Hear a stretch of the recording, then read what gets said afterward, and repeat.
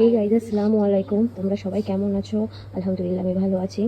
তো চলে এসেছি নতুন একটা ভিডিও নিয়ে। বাইরে খুব বৃষ্টি হচ্ছিল সেদিন, তো আর কি 2 দিন আগের ভিডিও আজ আমি তোমাদের সাথে শেয়ার করছি। বাইরে বৃষ্টি হচ্ছে আর বাড়িতে কিছু বানানো হবে না, মানে ফাস্ট ফুড, সেটা কি হয়?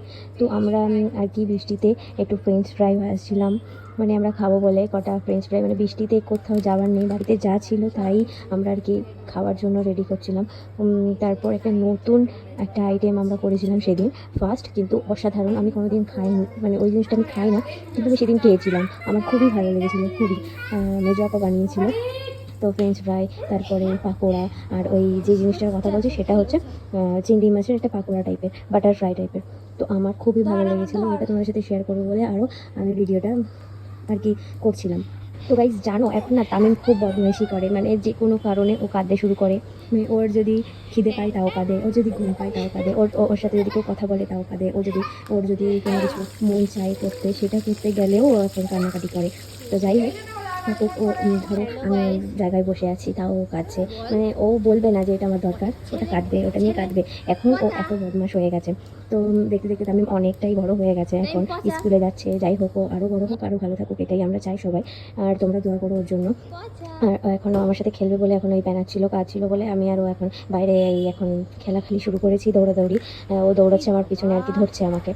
তো এই টুকটাক খেলাখালি করছি, আর ওইদিকে আপা ওগুলো রেডি করছে, তারপরে আমরা খাবো। তো বৃষ্টি হচ্ছে, খুব বৃষ্টি হচ্ছে বাইরে, আর এত পরিমাণে ঝড় হচ্ছিল সেদিন না, ওয়েদারটা অসাধারণ ছিল, অসাধারণ।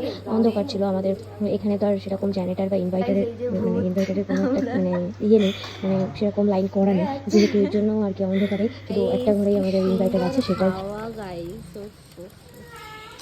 দেখতে পাচ্ছ মানে গাইস তোমরা তো দেখলেই বাইরের আকাশের অবস্থা, আকাশগুলো অল্প অল্প দেখা যাচ্ছে গাছের মাঝখান দিয়ে। তো এই ছিল ওয়েদার, আর এই হয়ে গেছে রেডি সব কিছু।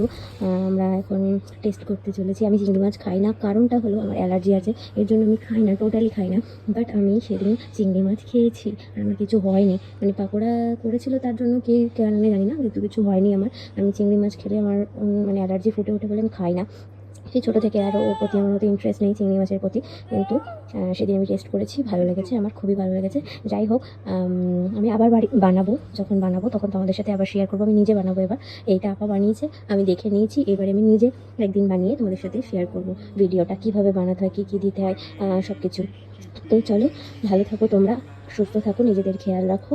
আমি দোয়া করি তোমরা ভালো থাকো, আমার জন্য তোমরা দোয়া করো। বাই।